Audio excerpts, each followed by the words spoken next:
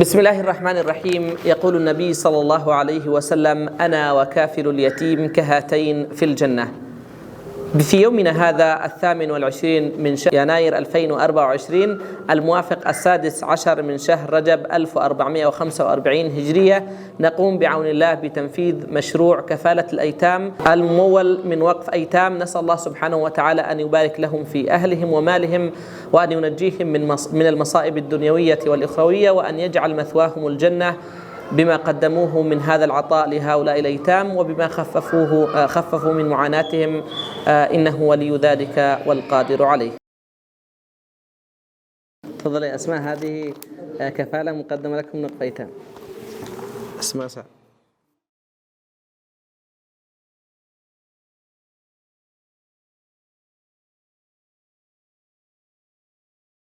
تفضلي، هذه الكفالة مقدمة لكم من وقف أيتام.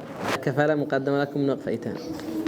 تفضلي، هذه الكفالة مقدمة لكم من وقف أيتام. تفضل يا سيف، هذه الكفالة مقدمة لكم من وقف أيتام. تفضل، هذه الكفالة مقدمة لكم من وقف أيتام. تفضل يا إدريس، هذه الكفالة مقدمة لكم من وقف أيتام. تفضل يا نضال، هذه الكفالة مقدمة لكم من وقف أيتام. تفضل، هذه الكفالة مقدمة لكم من وقف أيتام. تفضل يا بطل، هذه الكفالة مقدمة لكم من وقف أيتام. يلا تفضل، هذه الكفالة مقدمة لكم من وقف أيتام. تفضل يا ملاك، هذه الكفالة مقدمة لكم من وقف أيتام. تفضل يا ريماس ورفاف، هذه الكفالة مقدمة لكم من وقف أيتام. هذه لك وهذه لك. تفضل. باقي الكفالة مقدمة لكم من وقف أيتام. هذه الكفالة مقدمة لكم من وقف أيتام.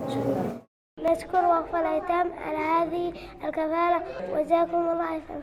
نشكر وقف الأيتام على هذه الكفالة وجزاهم الله خير.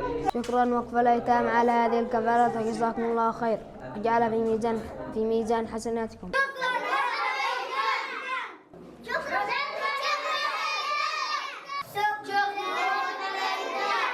شكرا.